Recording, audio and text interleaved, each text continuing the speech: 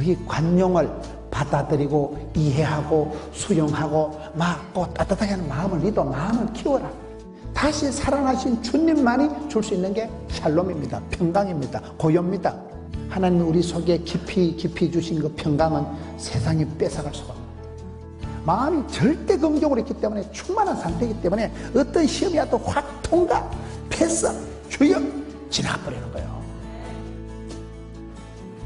저는 이렇게 전국을 다니면서 사람들을 만나보니까 저분이 어떻게 저렇게 큰 성공을 했을까?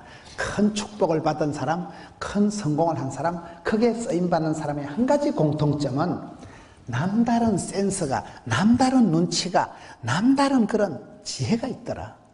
지혜가 건강이고 지혜가 행복이고 그 지혜 때문에 그 순간에 판단 한번 잘했기 때문에 그 사람이 결혼을 잘하고, 판단을 잘했기 때문에 이사를 잘 가고, 판단을 잘해서 아이템을, 직장을 잘 정해가지고 그게 인생의 나머지 세월을 복있는 삶이 되더라 이 말이에요.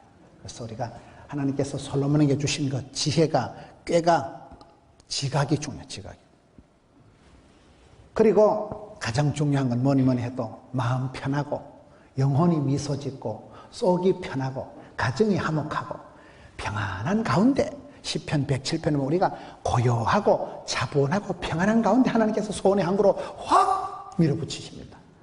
마음이 들쑥거리고 마음이 덜렁거리면 하나님 복을 주셔도 내가 덜렁덜렁 출렁출렁 하고 덜 엎어부는 수가 있기 때문에 마음의 고요함을 먼저 주시고 병을 낫게 하시고, 마음의 평강을 먼저 주시고 고비를 희떡 넘어가게 하신다 이 말이에요. 그래서 우리가 뭐니 해도 무릇 지킬 만한 것보다 마음을 챙기고 마음을 잘 연단, 훈련, 마음을 잘 다잡아서, 여러분 마음이 어디 가도 누가 뭐라 해도 상처를, 마음의 출렁거림을, 마음의 흔들림을, 마음이 요동치 않는 사람, 마음이 깊은 사람, 마음이 단단한 사람, 마음이 차분한 사람, 마음을 생각대로 된다는 거, 생각대로.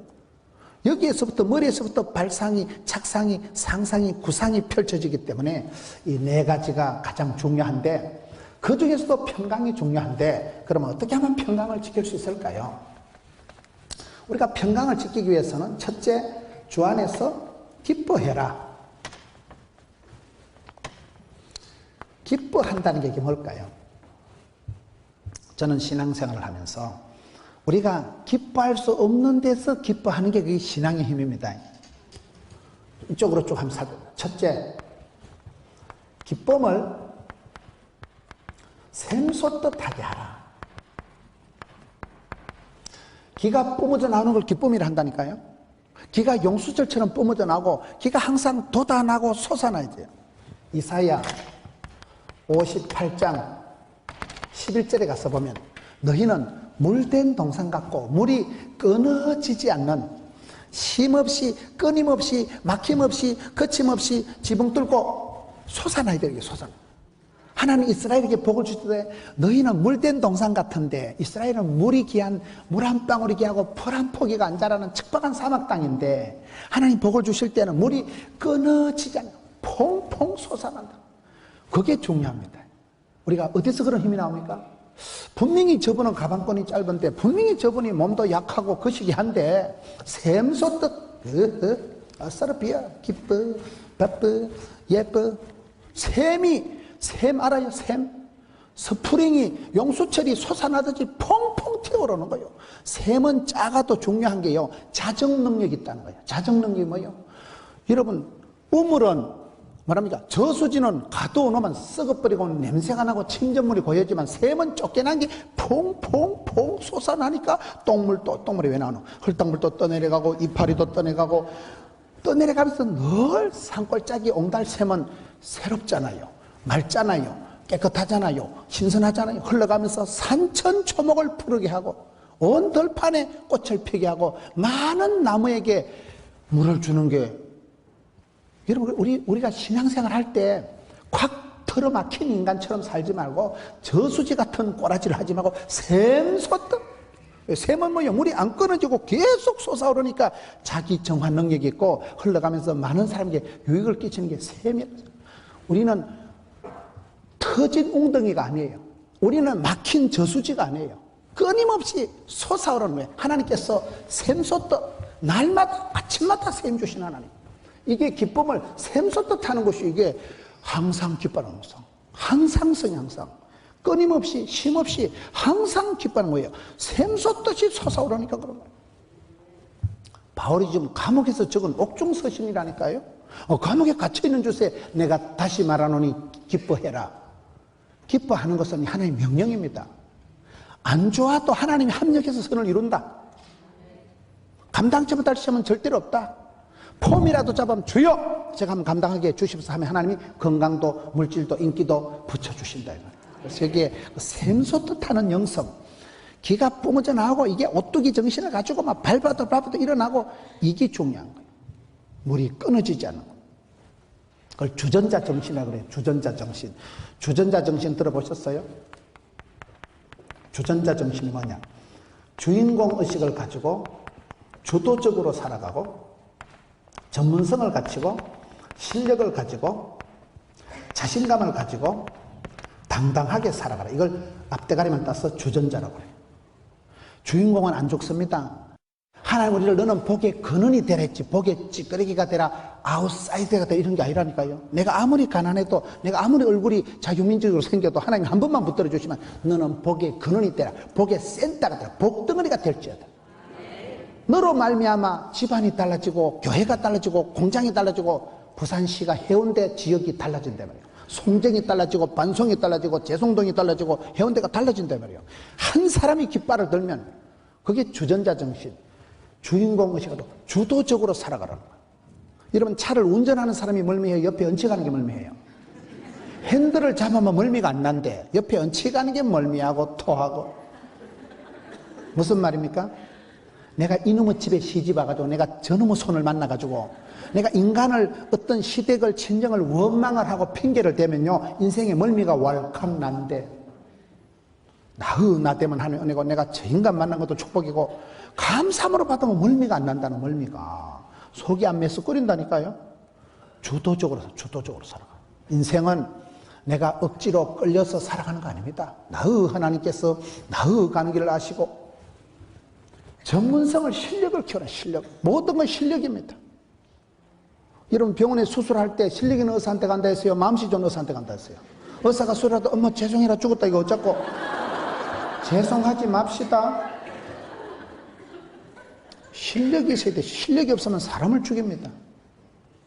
실력은 키우는 거예요. 지도자는 태어나는 게 아니고 만들어지는 거예요. 수많은 연습과 훈련과 하드 트레이닝 파워 프로그램 수많은 연단을 통해서 지도자가 일꾼이 만들어지듯이 전문성을 키우자고요. 배워서 남주자, 알아서 면장하자, 벌어서 섬기자.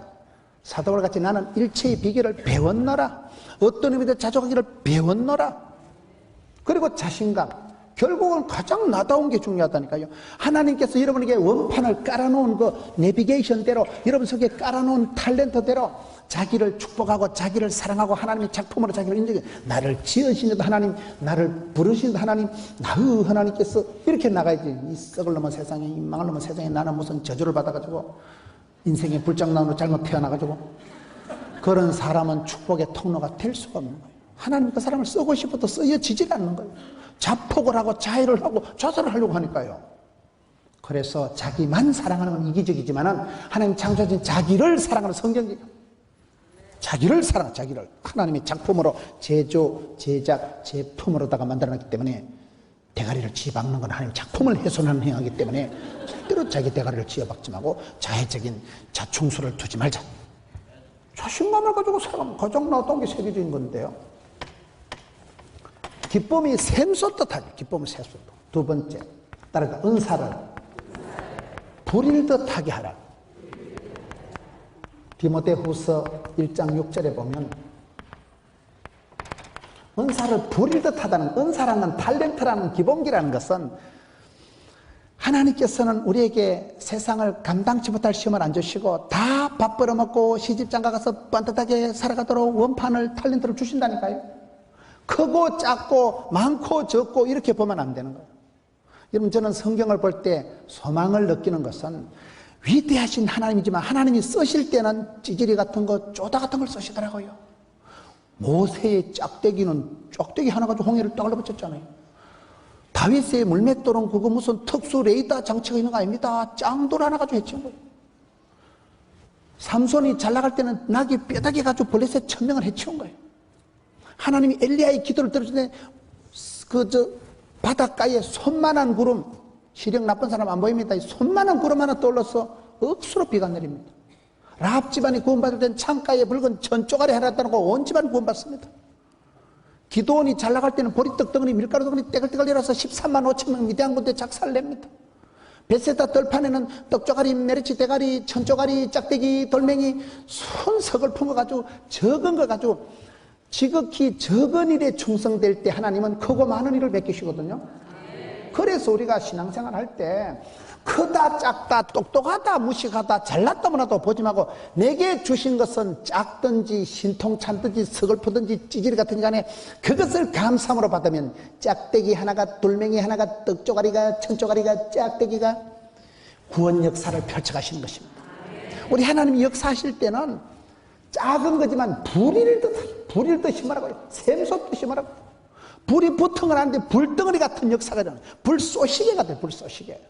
덜불처럼 퍼져갈 때는 세 가지거든요. 첫째, 불씨를 꺼트리지 말아요. 불씨를 보호하는 데고. 둘째, 성령의 바람이 불어오면 바람이 불어야 된다. 세 번째는 충분히 말라있을 때는 덜불이 훅 퍼져간다는 거예요.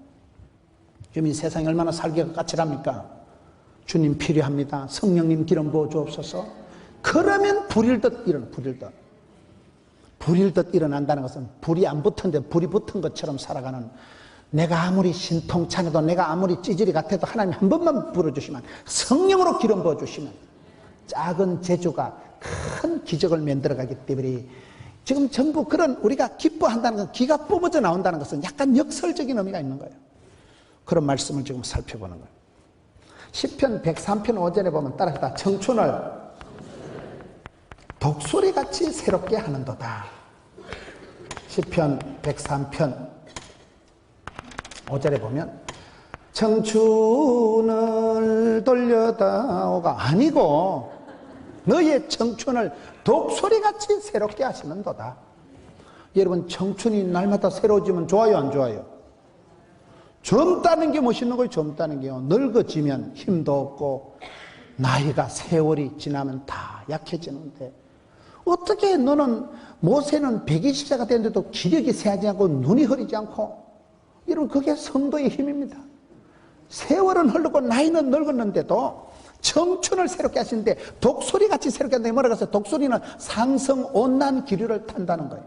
상성온난, 성령은 불처럼 해갔더니 성령이 임하시면 가슴이 식어빠진 가슴이 뜨거워져서 덤프트럭은 달력으로 가듯이 주여 주여 이열치열 은혜의 은혜를 갑절의 영감을 백배의 결실을 천대까지 축복을 주여 알사르비야.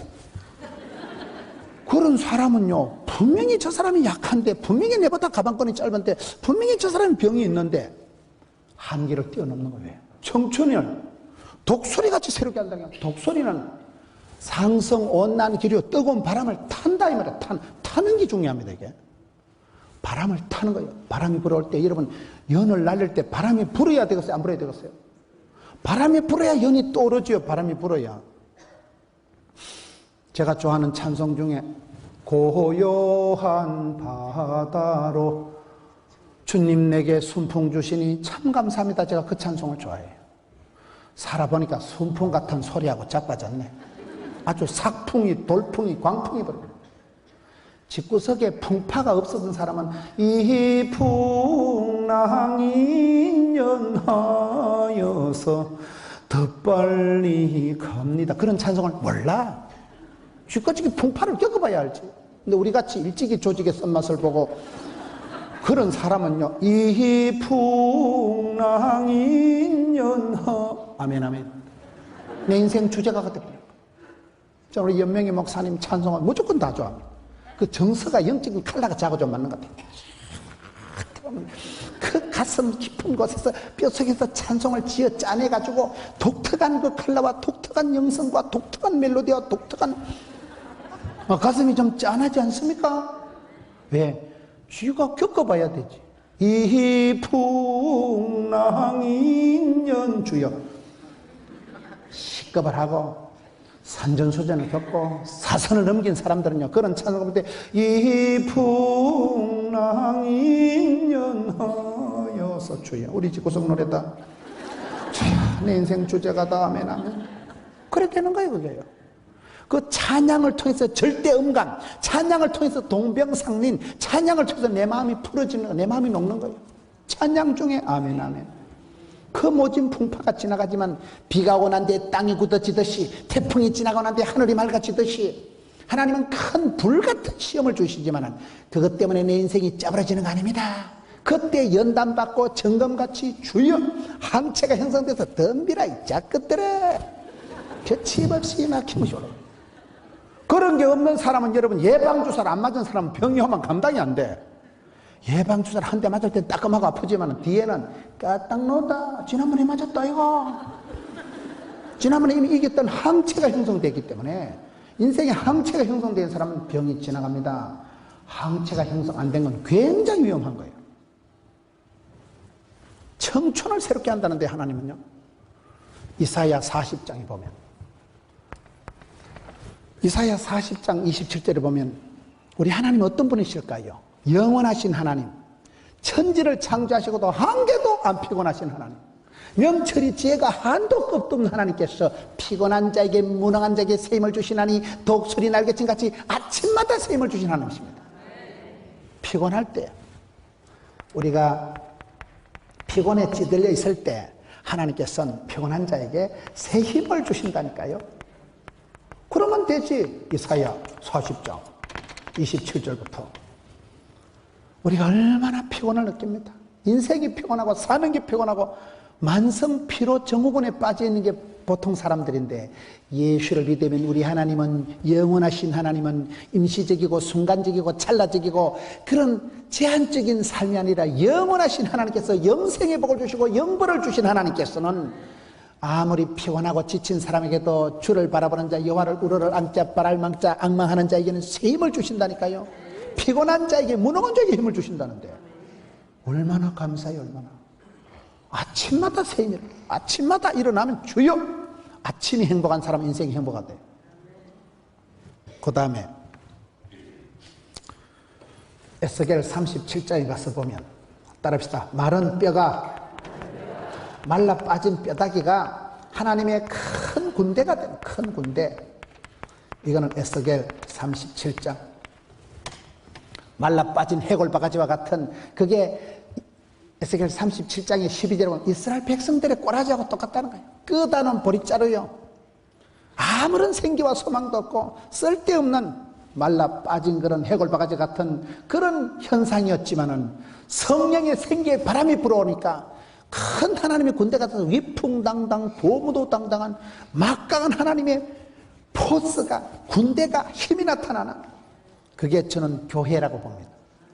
저와 여러분이 때로는 끄다놓은 보릿자루요, 허무맹랑하고 아무 쓸모에도 없는 그런 연약한 존재지만 성령으로 기름 부어주시고 성령의 생기에 바람이 불어오면 하나님의 막강한 군대가 되는 거예요. 그저 젖병이나 빨고 그저 단 것이나 먹고 유치 찬란한 어린애 같은 삶이 아니라 하나님의 용사요, 그리스도의 정병이요, 막강한 군인이 돼가지고, 군인은 여러분 산나이로 태어나서 할 일 두면 더만 이런 군인들, 구호제창 군인들 행군할 때 보면 청년들이 장대에 우통을 벗고 막 쾅쾅쾅 할 때 또 보면 그런 우리 군인들이 있기 때문에 대한민국이 이만큼 안전하고. 여러분, 그 군인 정신이라는 것은 성경에 생기에 바람이 불어올 때, 성령으로 하나님이 기름 부어주실 때는 말라 빠진 뼈다귀가 큰 하나님의 군대가 돼서 얼마나 멋지냐 이 말이에요. 전부 다 지금 그런 말들을 좀 하는 거예요. 그 다음에 마태복음 13장에 보면, 따라합시다. 겨자씨가 자라서 큰 숲을 이룬다. 겨자씨가 마태복음 13장에 보면 팔레스틴의 농부들이 심는 씨앗 중에 가장 작은 게 씨앗 요따만하게 자라서 이따만하게 자라는 거예요. 새들이 깃들이고 많은 사람들이 거기 와서 유익을 얻고, 우리 신앙생활이 그렇습니다. 나는 초라하고 미약하고 서글퍼라도 한 사람이 뜻을 저고 산골짜기에서 깃발을 들고 거기서 복음을 받아들이면 족보가 만들어지고 큰 숲을 이루고 새들이 와서 깃들이는 그런 문화가 역사 획을 바꾼다니까요. 그러니 우리가 낙심하지 말고 떨지도 말고 쫄지도 말고. 감옥에 갇혀있는 바울이 상황, 배경, 조건, 분위기는 엉망진창이었지만 그 속에서 샘솟듯 기쁨이 솟아나고, 작은 것이 하나님이 위대하게 들어 쓰실 때는 작은 것이 얼마든지 크고 많은 것을 결정짓는, 소박한 데서 대박이 터지고 평범한 데서 비범한 게 있고 쪼잔하고 아무것도 아닌 것을 하나님은 역사를 일으키신다 이 말이에요. 여러분, 청춘을 예수 믿는 사람은 달라야 돼요. 7번째, 시편 92편에 가서 보면 따라합시다. 의인의 종려나무, 백향목, 레바논의 백향목, 레바논의 백향목같이 하나님께서 복을 주신다. 이게 무슨 말일까요? 저는 최근에 이 시편 92편의 이 말씀을 보고 제가 큰 어떤 목회의 한 전환점을 맞이하게 됐습니다. 오늘 한국교회가 무슨 성공병에 걸려서 성장 제일주의에 빠져서 무조건 사이즈만 넓히고 교회가 성장하려고만 하는 게 아니고, 교회는 여러분 얼마든지 젊어질 수가 있습니다. 사람은 늙어 빠지고 사람은 세월이 지나가면 노쇠하지만은 교회는 의인의 종려나무는, 레바논의 백향목은, 여러분 여기 시편 90 보면 늙어 빠져도 결실하며 늙어 빠져도 진액이 풍족하고 늙어 빠져도 그 빛이 푸르고 청청하리라. 할렐루야. 세상 조직은, 세상의 모든 것은 세월이 지나면서 흥망성쇠, 여러분 이게 흘러가는 게 있지만은 교회는 안 그래요. 교회는 여러분, 교회가 성령 충만, 은혜 충만하면요, 세월이 지날수록 역사와 전통 위에다가 하나님이 기름 부어주시면요, 늙은 고목나무에도 꽃이 피고, 고목나무가 점점 더 열매를 많이 맺히고, 고목나무가 진액이 풍족하고, 고목나무가 색깔이 푸르고 청청하는 역사가 교회 역사입니다. 저는 그 말씀에서 큰 하나님의 집에 심긴, 여호와의 집에 심긴 뿌리가 다른 사람은, 시편 1편에 복 있는 사람은 악인의 길을 쫓지 않고 죄인의 길에 오만한 자리, 망할만 자리 가지도 서지도 않고. 여러분, 시편 1편에 시냇가에 심긴 나무는 뭐요? 상록수에 보고, 상록수에 보고.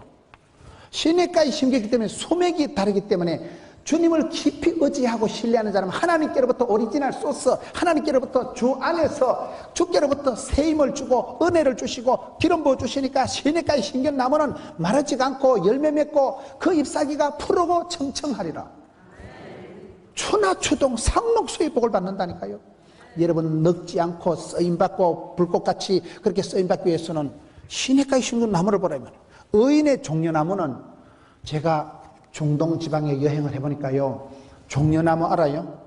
종려나무는 그 야자수 큰 나무는요, 그 집안의 부귀의 상징이라 하더라고요. 종려나무가 비싼 거 한 포기에 3억 원을 한대. 3억 원을. 목사님, 저거는 한 3억 합니다. 그러니까 그 집안에 이래 들어갈 때 대문간에, 그 집안에 뜰 안에 보자, 몇 포기고, 종려나무 한 포기, 두 포기, 세 포기, 네 포기. 종려나무가 10포기면 그것만 한 30억 원이라는 거예요. 그러니까 그 집안에 종려나무가 이빠이 큰 게 있다는 거는, 저 집은 대감마님 집, 저 집은 옛날에 그 역사와 전통과 부귀와 명예가 있었기 때문에 그 집안의 뜰 안에서 종려나무가 창창하게 꼿꼿하게 높이 자란 집은 부잣집이다 그 말이요. 종려나무는 오아시스에 있거든요. 오아시스 주변에 뭐요? 시냇가에 심긴 나무라니까요. 하나님이 집에 심겼기 때문에, 하나님 뜰 안에서 자라기 때문에 종려나무와 같이 번성하고, 레바논의 백향목같이 성장해도, 백향목은 향이 있고 백향목은 쓰임새가 궁궐에 성전에 쓰임받고, 백향목은 옹이가 없다는. 옹이 알아요? 옹이 몰라요? 공타리, 나무에 그 송진이 나오는 그런 건, 나무에 상처가, 옹이가 없다는 것은 저는 오늘 이 말씀하고 똑같이 보는 거예요. 우리가 예수를 믿으면 성경 말씀을 읽다가 성령님이 우리를 만져주시기 전에 우리 마음에 상처가 없어지고 우리 마음에 눌리고 답답한 것이 없어지기 때문에, 마음에 여러분 썬뿌리가 없어지고 마음에 이렇게 막히고 옹이가, 공타리가 간솔 구멍이 없어지기 때문에 가지런하게 나무가 결이 좋아서 백향목이나 금강송 같은 걸로 가구를 만들면 그게 명품 가구가 된다는. 여러분, 우리가 하나님 은혜 가운데 순적하게 형통하게 자란 사람은 교회 안에서도 기둥 같은 일꾼이 됩니다. 근데 마음에 썸뿌리가 상처가 있는 거 꼭 엉뚱한 짓을 하고 꼭 여기에서 문제가 생기는, 여기에서. 평강이 있죠. 고요가 있죠. 차분하지요. 마음과 생각이 정결되기, 구별되기 때문에 얼마든지 우리 하나님께서 무시로 그 사람을 들어설 수 있다 이 말이에요.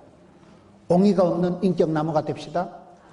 내 마음의 상처가 해소되고 내 마음의 썸뿌리가 녹아나고 주님 은혜 받고 나면 내 마음의 분노가 사라지고 시기와 질투가 사라지고.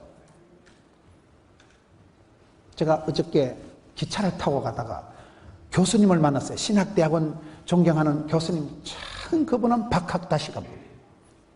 기차 안에서 오랜만에 만나가지고 잠도 못 자고 저 기차 안에서 좀 잠을 자려고 했는데 그 교수님하고 만나서 둘이 의기투합해가지고 막 얘기가 벌어지는데 그 교수님이 김 목사 갱년기 장애를 조심해라 이러더라고요. 갱년기 알아요? 남자의 갱년기는 뭔가 하면요, 명예욕이란, 명예욕. 남자의 갱년기는요, 내 마음에 시기심이 일어나거나 질투하는 마음이 생기거나 남들을 향해서 막 견제 심리가 생기거나 라이벌 의식이 생기거나, 그게 남자의 갱년기라더만. 난 내 태어나고 처음 들어봤어요. 제 나이쯤 되면, 사람이 나이가 들면 힘도 빠지고 식욕도 떨어지고 모든 게 이제 약해지는데 제일 문제가 명예욕이 살아난다. 남들 잘 되는 게 그냥 꼬라지 보기 싫어진다는 거. 주변에 나와 비슷한 사람들을 볼 때 자꾸 라이벌 의식을 가진다. 그게 갱년기 장애의 아빠들에게, 남성들에게 나타나는 특징이라더만. 갱년기 장애를 조심합시다. 그 갱년기 장애에 빠지면 사람이 마음에 옹의가 생기는 겁니다. 우이씨, 나는 왜 이렇게 안 되냐? 김집사, 저거는 내보다 가방끈도 짧은데 저건 어쨌든 돈 많고 명 짧은 사위를 만나가지고 어째 저 자식은 말이야, 남들 잘 되면 막 허파가 뒤집어지고 남들 못하는 거 보면 어때 꼬시한 거 막 할렐루야. 이게 마음에 갱년기 장애가 나타난대요. 그래서 갱년기 장애를 해결 못하면 사람 인생이 추해진대. 감이 오십니까? 마음에 옹의가 안 생기도록, 마음에 썸뿌리가 안 생기도록. 여러분, 모든 지각에 뛰어나신 하나님의 평강이가 너희 마음과 생각을 지킬 때는 스트레스 제로 포인트가 됩니다. 마음에 썸뿌리가 없어진다니까요. 봄눈 녹듯이. 서럽이요. 이게 안 되면 나무가 잡목이 돼버리고 쓸데없는 나무가 되는 거예요. 그냥 가시뚱치가 되고 마는 거예요. 그런데 백향목은, 종려나무는 가지런하게 자라고 그 덩치가 천년의 세월 동안 자라면서 크지만은 그 쓰임새가 잘라놓으면 나무의 향이 난다니까요. 나무의 상처가, 옹이가, 봉타리가, 그 뭡니까, 간솔구멍 같은 게 없기 때문에 어디 갖다 써도 명품 가구를 만드는 데 재료가 된다는 사실. 여러분, 교회가 역사와 전통을 자고 우리 해운대 지역은 달라야 된다니까. 해운대, 반송, 재송동, 송정 지역은요, 저도 부산에 살지만 우리 해운대에는 부산에서도 관광 특구잖아, 해운대가요. 부산 사람도 해운대 잘 못 오는데. 여러분 여기 살면서 여러분은 생각이 없잖아. 띵하게 송아지 성님 쳐다보고 앉아가지고. 축복도 축복인 줄 모르고 그거의 문제되는 그거예요. 백향목같이 자라가세요. 세월이 흐를수록 운치가 있고, 세월이 흐를수록 격조가 있고, 세월이 흐를수록 스케일이, 덩치가 있고, 세월이 흐를수록 뿌리가 깊고, 세월이 흐를수록 늙어 빠져도 결실, 늙어 빠져도 진액이, 늙어 빠져도 푸르고 청청하고 그리스도의 푸른 계절이 오는도다. 할렐루야. 저는 그 말씀 속에서 교회 성장의 한 곱이 큰 단계로 업그레이드가 되더라고요. 교회 성장은 해야 되겠다.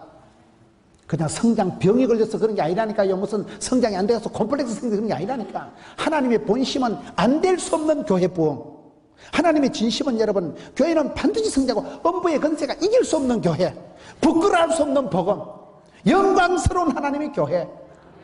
그렇기 때문에 하나님의 교회는 세상에 굴하지도 않고 마귀에게 질 수가 없는 교회예요. 부끄러울 수 없는 복음을 가지고 안 될 수 없는 부흥의 역사를 이루면서 백향목같이 뻗어가고 종려나무같이 자라면서 그 수맥의 뿌리가 오아시스의 시내까지 심겨온 나무는 푸르고 청청하고 때깔이, 열매가 풍성하고 세월이 흘러갈수록 점점 창대하게 되고 많은 성도들이 와서 안식을 얻고 세상의 피난처가 되고 구원의 방주가 되고, 피난처 있으니 혼란을 당한 것들다웠나 이래 되는 거죠. 교회는 그런 거죠.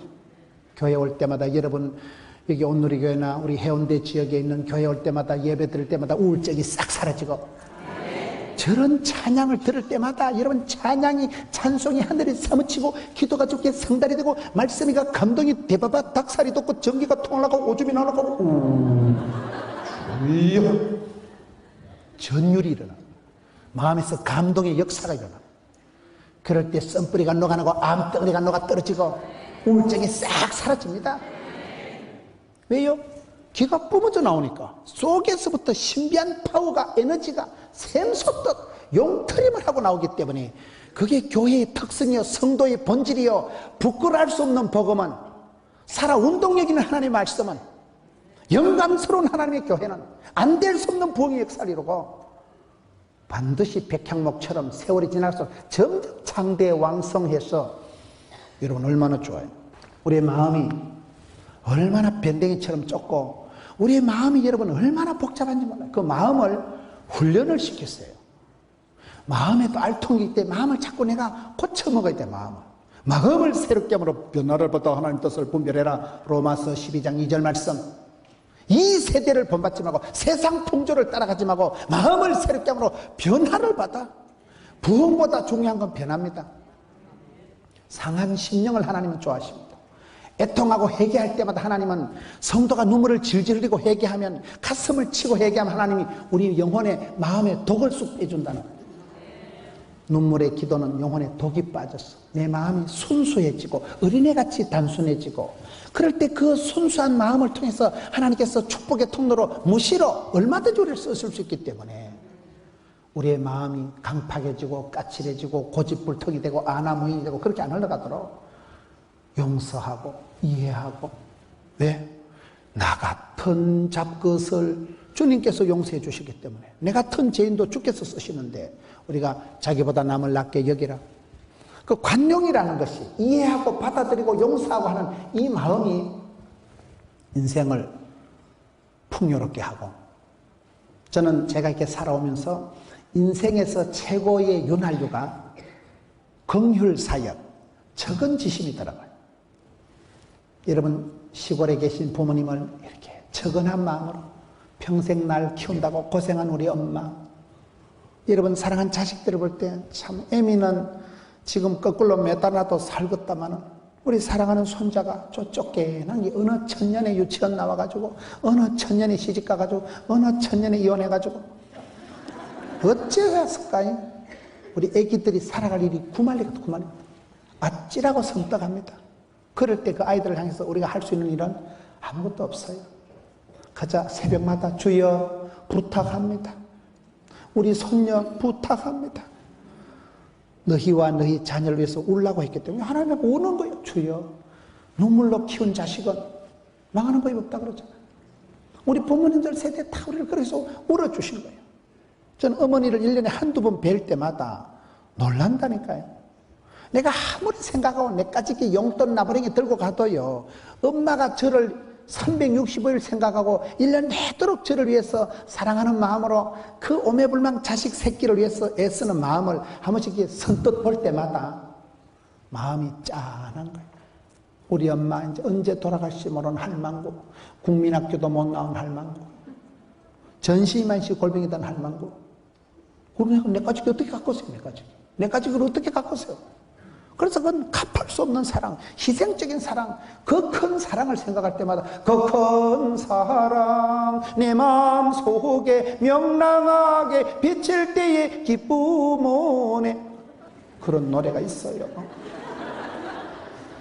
내리 사랑 올리효다라고 그 사랑을 담뿍 받은 애들은 뜰 것 없고 쫄 것 없고 덤비라 이 자식들이 너 뭐냐? 뭐긴 뭐냐? 귀염둥이 예쁜 거.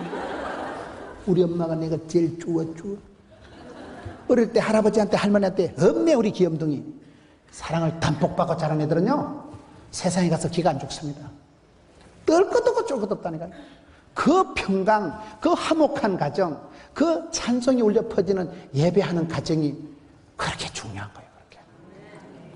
저는 목회를 하면서 제가 의과대학생을 오래 가르쳤잖아요. 간호대학원 의과대학생이요, 보건병원에 고신대학이요. 제가 목회 경험을 해서 보니까요. 애들이 맨날 교회 와서 찬송이나 부르고 피아노나 두드리고 교회 와서 그런 애들 꼭 뭐 주일을 성수했다고 말하기는 어려워. 내가 봤을 때는 교회 와서 팡팡이 놀고 자빠지고 교회 와서 기타나 두드리고 드럼이나 치고 그런 애들은 대학을 잘 가고요. 대학이 문제가 아니에요. 생활력이, 자생력이, 독립심이 생겨가지고 그 이후에 삶을 잘 살아가더라고요. 그런데 주일날 이놈의 새끼 학원이나 가라, 공부를 해야 돼 이래가지고 예배도 안 드리게 한 애들은요, 첫째 대학 진학률이 안 좋고 대학을 가도 그 자식은 뒷감당이 안 되더라. 뒷감당이. 오랜 목회 경험, 오랜 목회. 우리가 아이를 대학을 집어넣는 거는, 한국에서 가장 유명한 종교는 기독교나 불교하고 대학교라는 말이 있어요. 그 교회에 한 놈 등록시키려고 신령과 진정으로 입시 전쟁을 치르는데, 요즘 입시를 하려고 하면 학생의 체력, 아빠의 무관심, 엄마의 정보력이 이게 중요하다 그러잖아요. 어려워. 많은 아이들이 보니까 좋은 대학을 들어가도 휴학을 하고 생활력을 잃어버리고 적응력을 못 가지는 거예요. 결혼도 안 되고 취직도 안 되고, 취직을 시켜놓으면 사표내버리고, 결혼을 시켜놓으면 무사히 이혼해버립니다. 그러니 긴 세월을 보면 먼저 된 자고 나중되고 나중된 자가 먼저 된 일이 천지백갈인데, 이 부분에서 문제가 있다면 이 부분에서 애들이 평강의 소유자, 깊은 고요와 차분함과 평안함과 안녕, 샬롬, 이게 없으면 애들이요 지감당을 못해요. 지풀에 자빠지고 홧김에 우라통에 스트레스가 충만해가지고요 서서히 애기들이 골병 들어가. 보기는 멀쩡해도 애들이 막 우울증 환자가 되고, 애들이 막 정신이 막 분열이 일어나가지고, 무한 경쟁 시대에 해도 끝이 없는 세상에서 애들이 만신창이가 돼가지고, 우리 어머니들은요 처음부터 원래 무식했기 때문에, 학벌이 짜치기 때문에, 일찍이 서바이벌 게임에서 살아남은 분들이기 때문에 생존력이 뛰어나. 우리 어머니는요 주소만 있으면 서울 바닥 다 찾아가. 우리 어머니는 인간 내비게이션이 따로 없어요. 근데 요새 애들은 내비게이션 사줘도 안 되고, 컴퓨터 아무리 사줘도 애들이요 생활력이 떨어져, 독립심이 떨어져서 진생을 지가 못 산다니까요. 기껏 마마보이가 되고.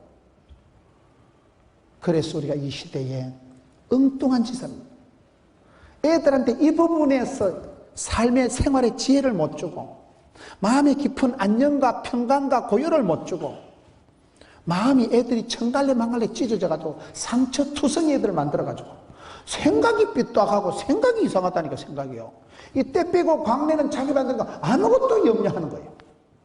묻지도 찾지도 않아야 되는데 아무것도 염려하고 아무것도 고민하고 아무것도 걱정하고 아무것도 못하는 거예요. 오늘 얼마나 우리가 그런 무기력하고 무대책하고 그런 무개념한 애들을 만드냐 이 말이에요. 그거 다 부모 잘못이에요. 부모 잘못. 부모님은 고생했다고 애기들 고생 안 시키도 하는 게 온실 안에 화초를 만들어가지고 험한 세상 던져놓으면 팍 꼬시리져 죽어버리는 거예요. 그렇잖아요. 우리는 일찍이 조직의 쓴맛을 봤기 때문에 우리 어디 가서 밥을 안 주면 세비스라도 먹어. 우리는 자생력이, 생활력이 있는데, 요즘 애들을 보면, 여러분 컴퓨터를 안 사줘요. 애들한테 참고서를 안 사줘요. 뭘 안 사줍니까? 사줘봤자 헛일이라니까요. 요즘 애들이, 초등학교 애들이 가방을 잊어먹으면, 우산을 잊어먹으면 찾아간다 그래, 안 찾아가요? 걔들은 아무런 아쉬운 게 없어요. 엄마가 또 사주니까. 우리는 어릴 때 아버지가 사주는 것도 없고 용돈도 없고 참고서도 없고, 우리 그래서 어릴 때 할 수 없이 메뚜기 잡아먹고 떡개구리 잡아먹고 새알 희비먹고, 일찍이 생존 능력을 터득해가지고 자생력을 구축해가지고, 우린 사막에 던져놔도 도마뱀을 잡는 거라도 기나와. 그런 사람 어디 가도 살아갑니다. 이게 안 된다니까. 이게요 감사를 잃어버린 감사를. 감사가 뭡니까? 다니엘서 6장 10절을 보면요, 저는 이렇게 오늘 성경을 이렇게 보면서 이게 감사를 회복한다는 게 무슨 말인가 하면, 다니엘서 6장 10절에 다니엘이 조세의 왕의 도장이 찍힌 것을 뻔히 알고도 자기 집에 돌아가서 예루살렘에 향한 창문을 열고 전에 하던 대로 하루 세 번째 무릎 꿇고 기도하되 하며 그의 하나님께 감사하였더라. 지금 기도하면 체포가 돼서 사자굴에 던져져 죽거든요. 그럴 줄 알고도 하나님 땡큐, 감사한, 그게 다니엘의 기도의 특징입니다. 다니엘의 기도가 감사부터 했다니까요. 두 번째, 요나의 기도를 한번 가서 보겠습니다. 요나서 2장 7절 내 영혼이 속에서 피곤할 때 내가 여호와를 생각하였더니 내 기도가 주께 이르렀사며 주의 성전에 미쳤나이다. 거짓되고 헛된 것을 숭상하는 모든 자는 자기에게 베푸신 은혜를 버렸사오나 나는 뭐요? 감사하는 목소리로 주께 제사를 드리면 나의 선을 주께 갚겠나이다 하였더니 여호와께서 물고기를 말씀하시니 요나를 육지에 토하니라. 여러분, 요나가 속에서부터 피곤에 쪄들려가지고 물고기 뱃속에 들어가서 기질인가 맥진이가 완전히 죽을 지경이 됐을 때 가장 피곤할 때에 기도했다는 표현도 안 나와. 하나님을 생각했더니 생각만 해도 달라지는 거예요. 그 기도가 주께 상달이 되고 주의 성전에 미쳤나이다. 나는 감사하는 목소리로, 감사 기도도 아니요 목소리만 하나님 감사합니다 했더니만 하나님께서 그 기도를 응답하시는 거예요. 사람이 피곤할 때 짜증부터 나거든요. 그런데 요나는 피곤할 때, 가장 피곤할 때 감사하는 목소리로 나아갔더니 하나님이 응답해 주시는 거예요. 뱃삭도 안 받고 그냥 물고기 뱃속에서 니네까지 자동 이동해가지고 뿅 해가지고 그냥 바로 통과해버린 거예요. 감사 기도를 하면요 희한한 일들이 나와요. 우리 하나님 이름이 여호와 이레, 여호와 니시, 여호와 샬롬, 여호와 라파, 여호와 사마 이름이 많은데 그 중에 여호와 희한이라는 하나님이 희한하게 복을 주시기 때문에 요셉이가 여러분 비행기 값도 안 내고 토플도 면제받고 그냥 낙타등에 얹혀서 애굽에 쑥기 들어갔잖아요. 하나님이 희한하게 인도하신다는 거예요. 귀한 복을 주신다는 거예요. 요나가 뭐요? 그렇게 피곤에 쪄들려서 죽을 지경인데도 감사하는 목소리로 기도할 때 기적이 나타나는 거예요.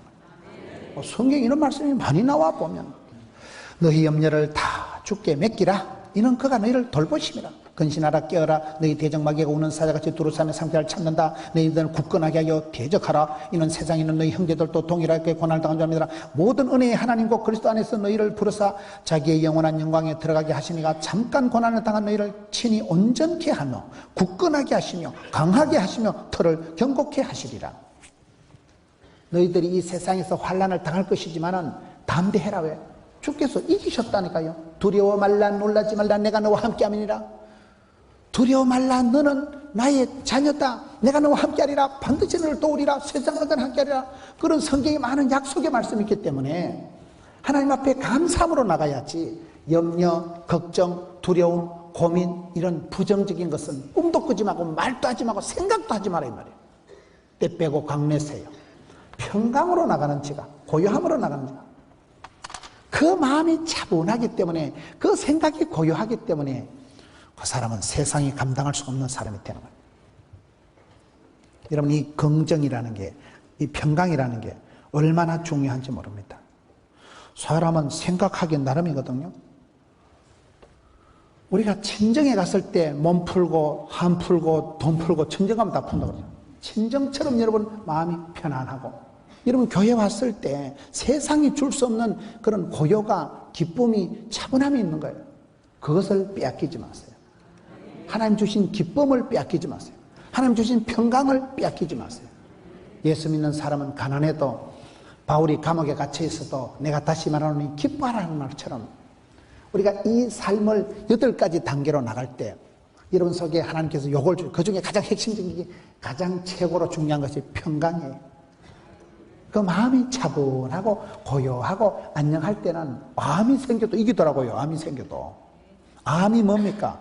암은 여러분 3가지 이유로 좀, 첫째, 암이 걸렸다면 질리가지고 오이씨 죽었다, 마음에 쇼크가 일어나고, 두 번째는 굶어서 죽는, 입맛이 밤에 되면 굶어서 죽는, 세 번째는 합병증으로 죽는다 그러잖아. 암이 생겼다 하면 제일 문제가 사람이 쇼크를 받습니다. 정신적으로 충격이 옵니다. 그거를, 은혜가 충만한 사람은, 여러분 하나님의 평강이, 고요함이, 차분함이, 강 같은 기쁨이 있는 사람은 쇼크를 안 받아. 쇼크를 어떨 땐 약간 띵하게 받아들이는 거예요.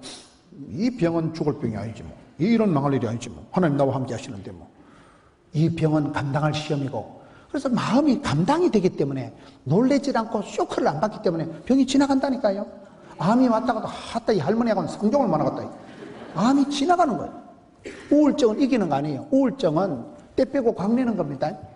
염려하고 걱정하고 고민하는 걸 안 하는 게 아니고, 성령 충만, 은혜 충만, 진리 충만, 찬양 충만하면 우울증이 왔다가 아따 이 아줌마가 상종을 많아갔다. 그래서 내 마음을 내가 지키는 거예요. 내 생각을 내가 보존하는 거예요. 마음과 생각이 반듯하고 건강하고 행복하기 때문에 이 사람은 천대까지 복을 받지요. 명품 인생을 살아가지요. 어디 가든지 돋보이고 가난한 듯한데 부유하고 약한 듯한데 강하는 독특한 카리스마가, 독특한 그리스도의 향기가, 독특한 향취가, 그런 아름다운 삶을 세상이 감당할 수 없는, 빼앗아갈 수 없는 깊은 평강의, 깊은 안녕의, 깊은 샬롬의 삶을 살아드리는 여러분 되시기를 축원합니다.